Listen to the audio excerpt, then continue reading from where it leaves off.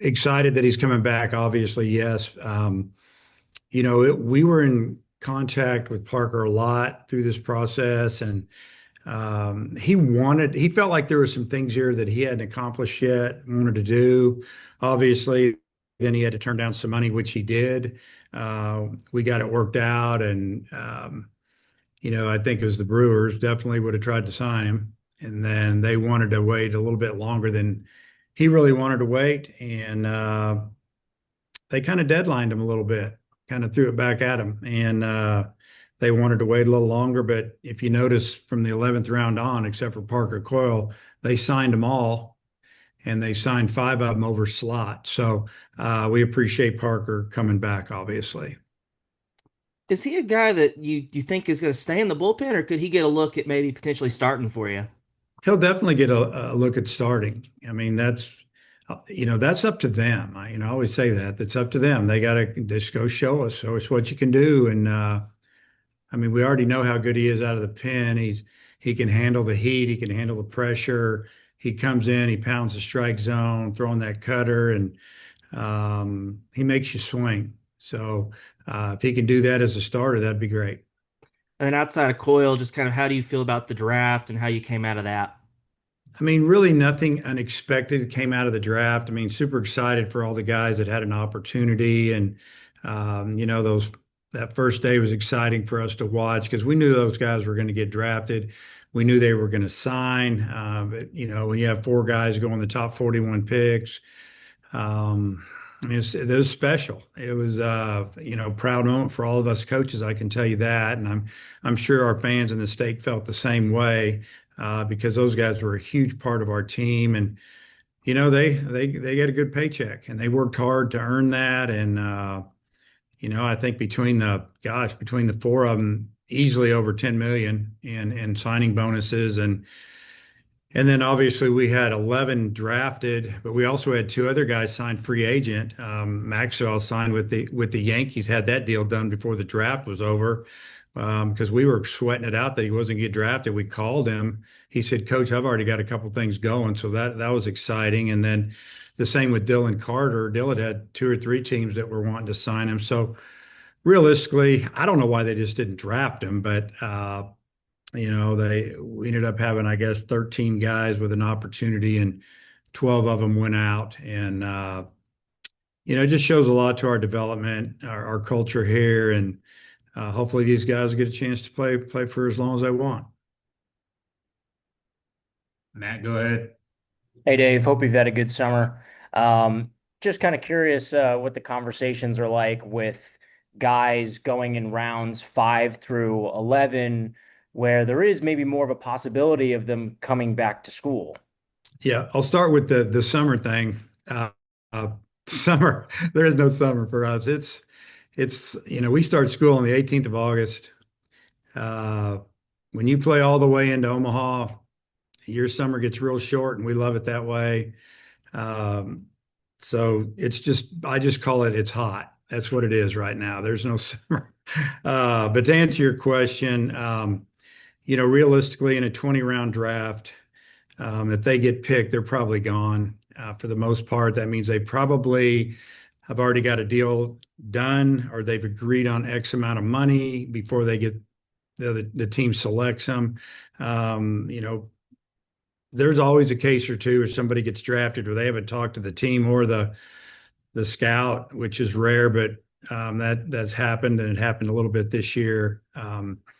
So, talking to the kids a little bit, Justin Thomas was one that we didn't know, but you look at his kind of his path through college. He goes to Georgia, doesn't play much, goes to JUCO, does a good job, comes here, got off to a slow start, really played well. Three-quarter or halfway through the season on, he was great for us.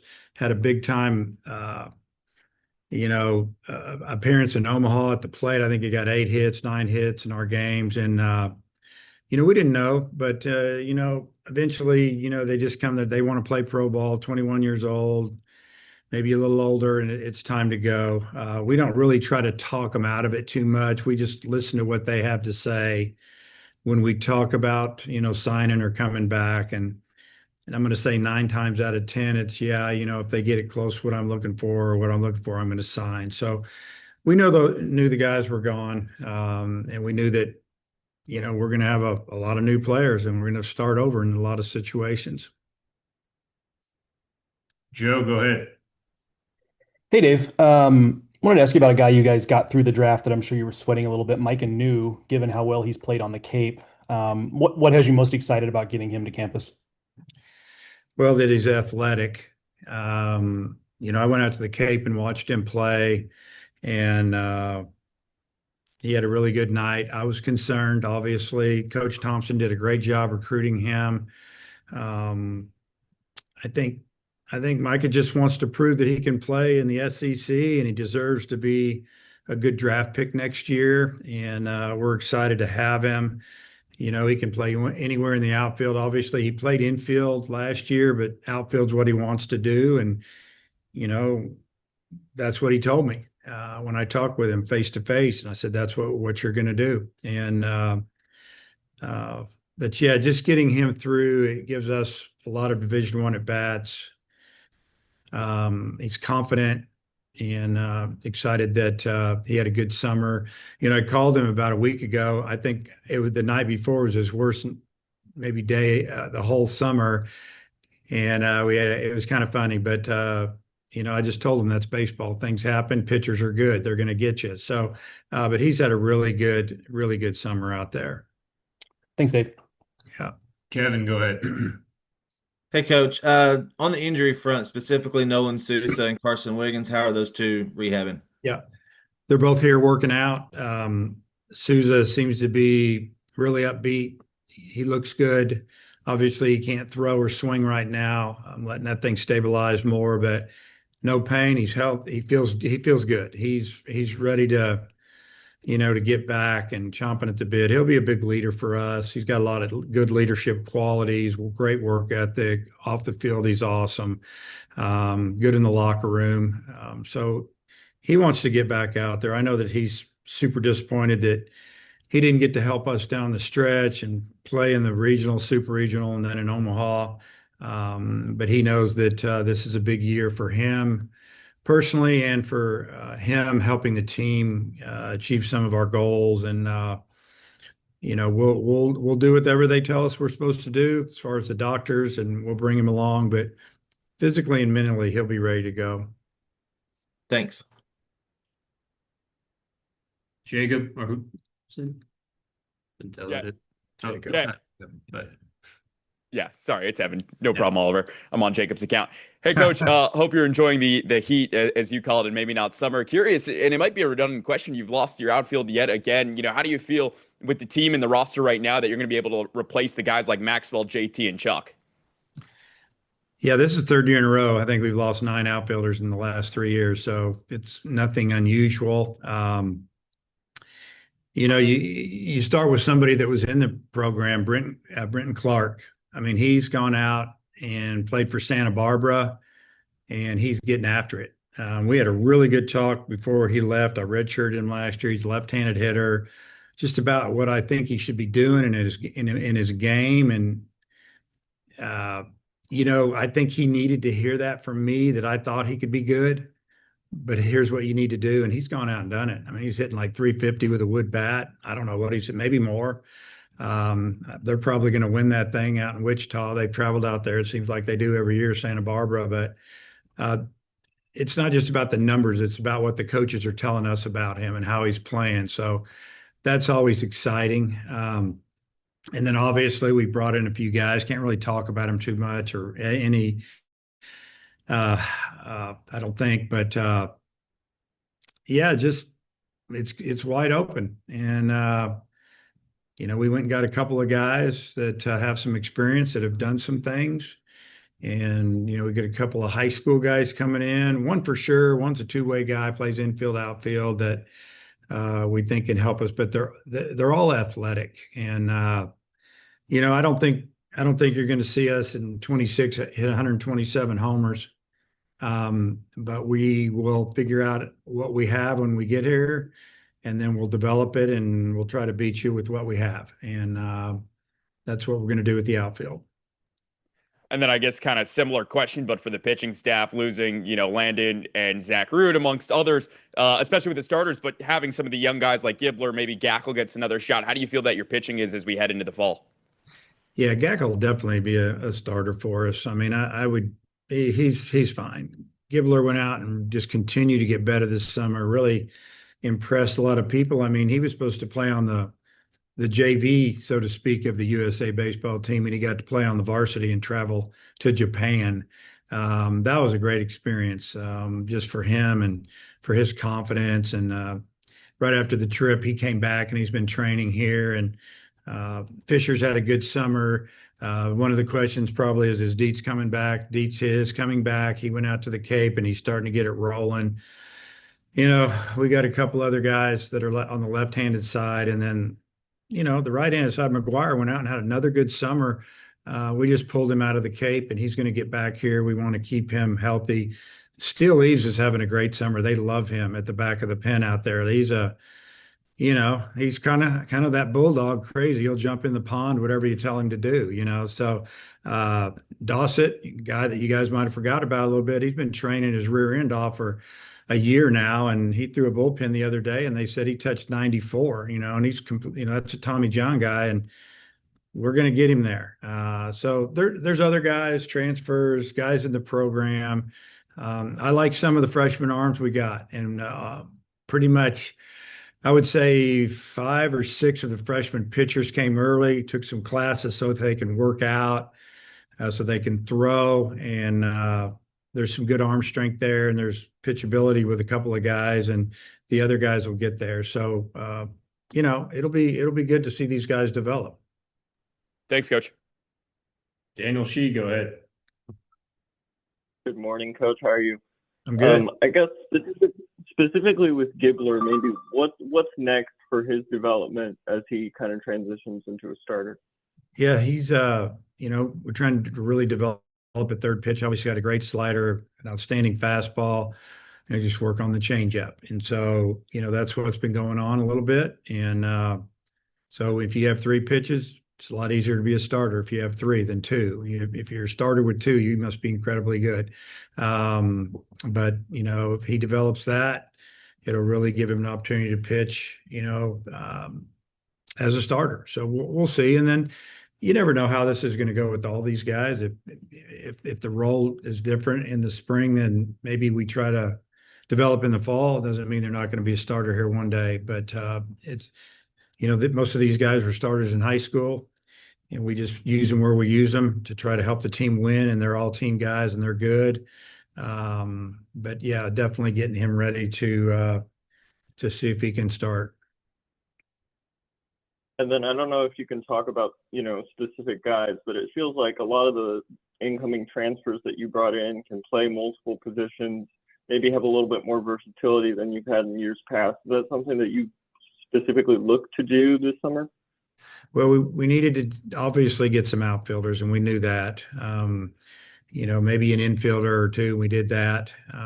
We'll see how that all turns out. Again, I like some of our freshman infielders. It's hard to say, yeah, you can have a freshman starting at this position in the infield because it takes a little time to develop there. But you never know. You never know how that's going to go. Sometimes you get them here and you're going, wow, they've continued to develop since we committed them, signed them. And now we look down the road 5 months, see if they'll be ready to play. But yeah, I would have to say that most of the guys that we brought in are guys that can play all 3 outfield positions. And usually you got guys that are corner guys, or a guy that you can say, yeah, he can play center. I feel like we got a couple guys that can play center. And, I do feel like there's a couple of guys that could move around in the infield, play different positions, and maybe an outfielder or 2 that could actually play in the infield, or an infielder that can play in the outfield. We did that with Caden Wallace a few years ago when he was a freshman, because we had a really good returning third baseman, and there was a spot open in right. He jumped on it. He started pretty much all year, and then the next year he went back to third base, and he was a top 30, 40 player pick that year. So it was good.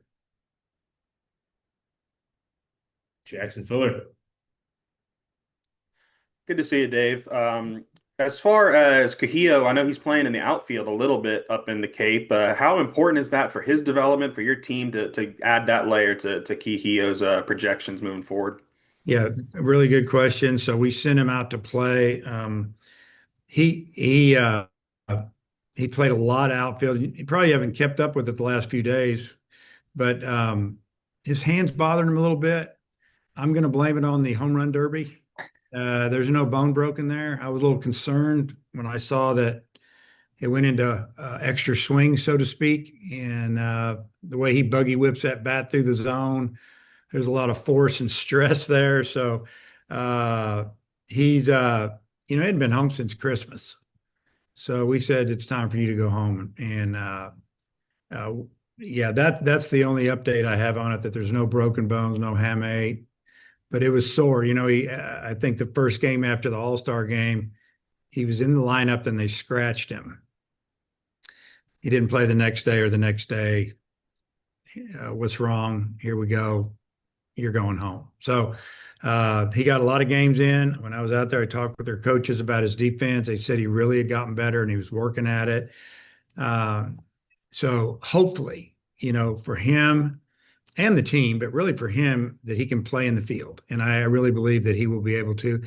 He can really throw and he's a really good runner, especially underway. Maybe not right out of the chute, but underway, he's a good runner. But it's really for me to see him go out there and swing the bat, get his confidence back, and hit like he has. It made a few adjustments, and it's worked for him. He had a good summer. Vahiva made such a big jump from sophomore to junior year. I mean, are you like obviously they're brothers, there's a lot of similarities. Do you envision like there are some things that maybe Kuhio can learn from Vahiva's path that he could maybe kind of copy some of those things? I, I think so. I think any player should learn from other players that are talented, how they go about their business every day, their work ethic, the way they act and talk to the other players. You got to learn, and you learn by watching a lot of times. And then, Cahillo's situation, I mean, honestly, when you really look at it, you got your big brother doing all this great stuff and getting all this publicity, and then he's getting called into it too because they're brothers. I think he had to play under a lot of pressure this last year, in my opinion, and it was all self-inflicted, but it was still there. Trying to keep up with Big Brother, and now he's going to be one of the main guys, and I think that he'll continue to be great, and I'm excited for what happens for him his junior year. You mentioned these two guys, Tate and Steele. What have they done like this summer to kind of put up these great numbers, improve, and how much like confidence do you have in both those guys coming back and just being huge parts of the staff next spring? Yeah, I think with Tate, it's just about keeping his velocity and locating just a little bit better. He's always been a good strike thrower. He's got good stuff. He just would make mistakes ahead in the count, and they would hit it. They would square it up, and maybe just going out and gaining more experience, obviously having more confidence, and just walk back in the door knowing you're a guy. You're a junior. It's your third year. Nothing's new. Let's get better and focus on that. Quit worrying or looking over your shoulder. Just go pitch and be a good leader. And I think we're going to get that out of him. And then with Steele, I mean, honestly, I had him passing by some guys in our bullpen at the end of the year. If we would have had a tight situation in Omaha, I had no problem pitching him.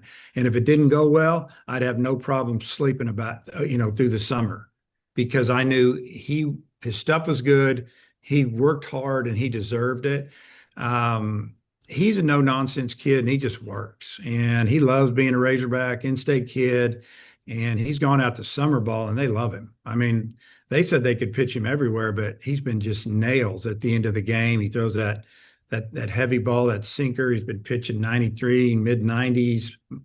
Got that slider. And, the good thing about him, when he's not striking you out, he can get you a double play ball. And I like that a lot. So He'll be a big part of our staff. We just got to keep those guys healthy, like all of them.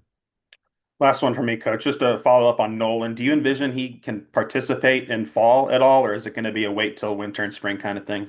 Yeah, so he won't be able to swing the bat any live. I think before fall's over, it might be a situation where he can swing the bat, but maybe it's on with soft toss or just the same speed. You know, you can't get fooled and hurt yourself. I think he'll be able to get live at bats before the holidays. We'll have some of our pitchers throw live, say, November inside or wherever, and he'll start getting at bats there. He'll catch up with the bat. Obviously it's his throwing arm, throwing shoulder. That's my biggest concern. He's an outstanding fielder, tremendous range. As soon as we can get him throwing game speed, we will. He'll do all the drill work, the rehab. I'll have him in some of the defensive drills where he's just fielding. Maybe the drills where there's not much chance of him falling and hurting himself, so to speak. If I get permission on that, I'll have him catching balls at double play balls, work on getting it out of his glove, things like that, footwork. But the live scrimmage, live hitting, I don't think you'll see him this fall, but I guarantee you'll see him right in the middle of it. He'll be there every day. He'll rehab when we're not practicing because we want him to be there to see it and lead. And we'll do everything we can to get him ready to go by the beginning of the season. Dudley, go ahead. Hey, Coach, good to see you. You too. Did you feel, were you surprised that Landon Schaefer and Carson Brumbaugh got through, or did you know that? How do you feel about that freshman class coming in? Feel really good about the freshman class coming in. In this new era of Division I baseball, college sports, or whatever you want to call it, man, if you can get good freshmen in your program that you can build around in the future, it's just the way to do it. We've said it, the Gackles of the world, Gibblers on the mound, those guys that that if they're healthy, they're going to help you from the time they walk in the door until they leave, hopefully after, when they get drafted. With Brumbaugh and Schaefer, I mean, they both could have signed if they would have had a number that was lower.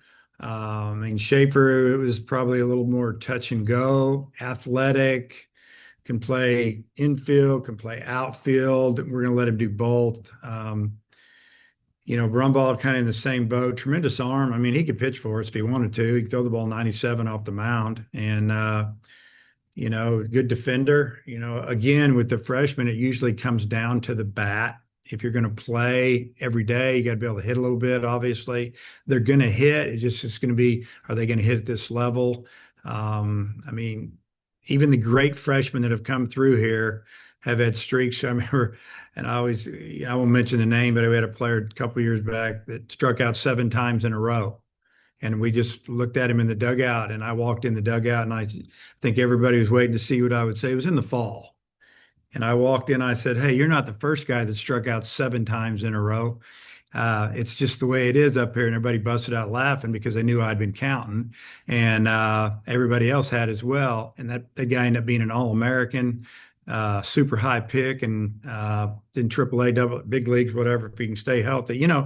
But the young hitters, it's tough. You got to be able to hit that super hard slider, and you get pitched backwards at this level. You're not getting 3-1 fastballs anymore. You're getting a 3-1 slider or a changeup, and you're going to get probably the same pitch on if it goes to 3-2. I'm not going to get that heater that much. And but I'm really happy they got through. We have a couple other guys that one other guy that I know, there was one team that loved him, but he held strong and said, "I'm going to college. I love it here. He's already here working out," and he didn't even get picked. So it's good to see that. Also, with the new roster cap, I'm guessing you had to have some tough conversations. Just talk about that element of things. Yeah, it's tough. There was a little bit of a loophole with you get to take a few extra players. It's a 1-year deal, and I won't try to explain it, but we can have a few extra guys on the roster and they actually don't count, but they count, which you figure it out.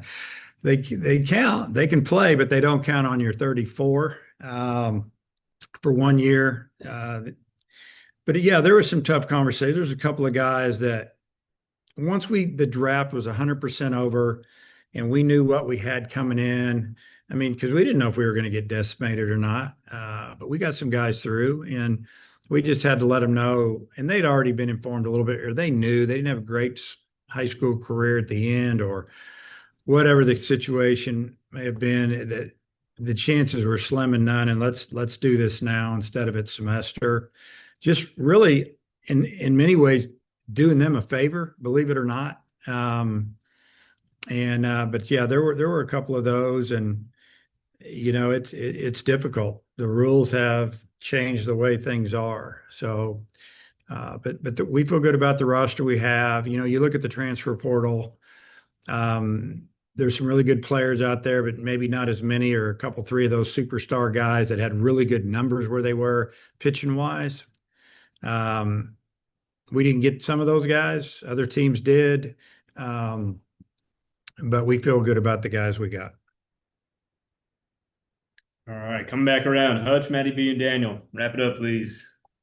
Yeah, Dave, I'm curious, you had a shortstop committed out of the portal. Did you kind of have a feeling that he would probably sign professionally like he did? And then with that, how more important was it to get guys like Schaefer and Brumbaugh through the draft? Yeah. Yeah. I would have said I was about 90% sure he would sign if somebody picked him. Looking back on it, it's kind of comical. I mean, I said that in the middle of his visit to one of the coaches. I said, we can sign this guy, but he's not going to make it here. And he's a good player. I don't know if he'd have played short here, but he'd have played somewhere.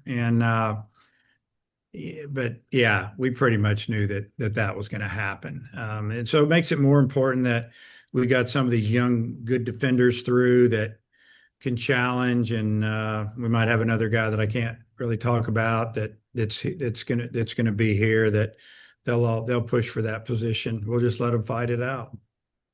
And then also I wanted to circle back on a couple of timelines. Wiggins, I mean, is he a guy that you still think is going to be able to pitch for you in 26? And then also Dossett, is he a guy? Do you think he's going to be able to throw like during the fall and things like that? Yeah, Wiggins, we hope he can pitch for us at the end of the 26 season. He's 2-year draft eligible, so he'll have a decision to make. If he doesn't even pitch, he's going to be a good draft. If he comes back for that junior year, I truly believe he's going to be early pick on day one, and he could really, really make a lot of. He could set himself up pretty good, but if we can pitch him and he's ready to go, we will. That'll be his call, the doctor's call, and we'll go from see how that turns out. Because you're talking maybe 13 months out then.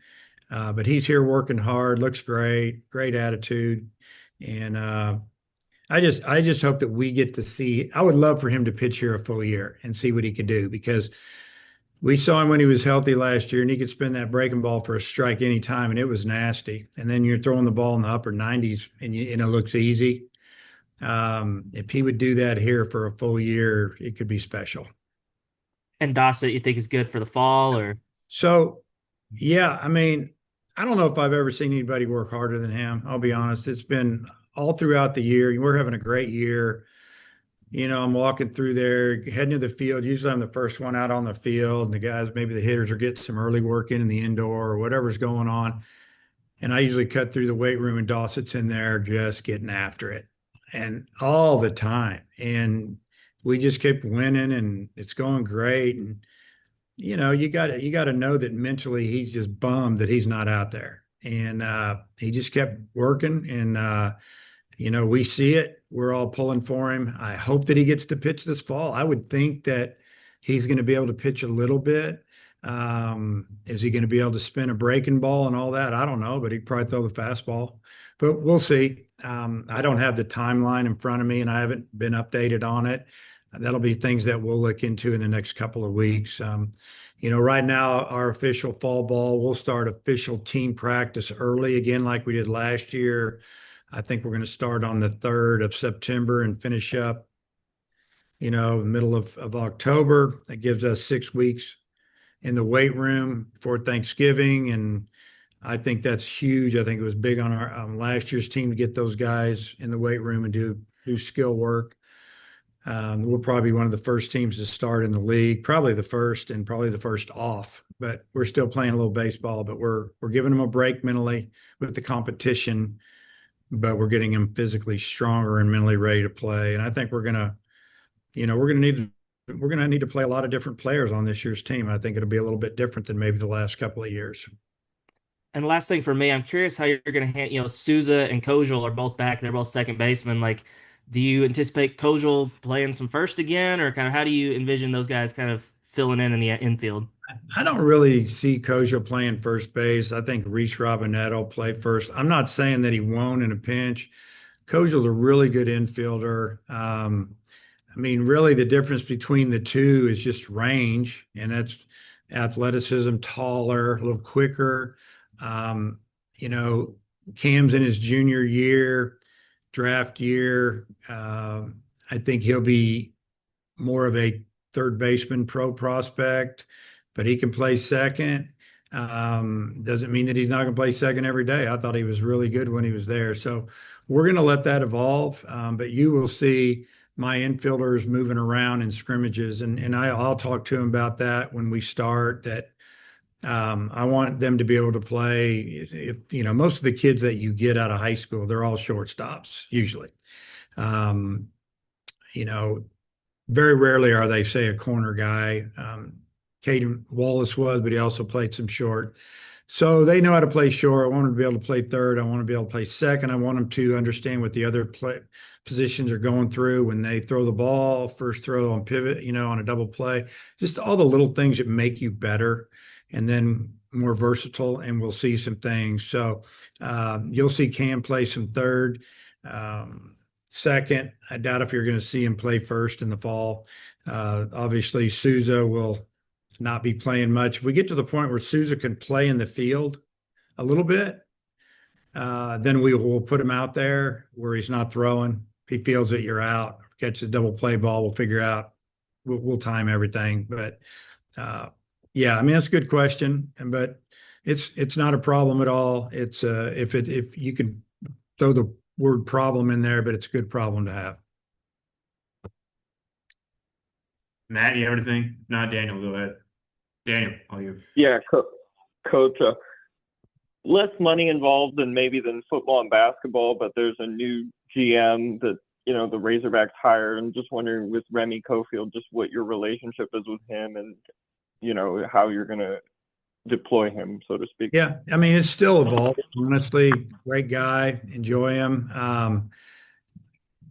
We kind of got it going what we need to do down here. So when there's contract issues or something, we talk with them. But as far as, speaking to agents or players or parents, we're handling that at the moment. And then if there's a contract issue or a contract needs to get drawn up or whatever, then we get Remy involved. So glad he's here. Coach, thanks for your time. Okay. See you guys. Enjoy your summer.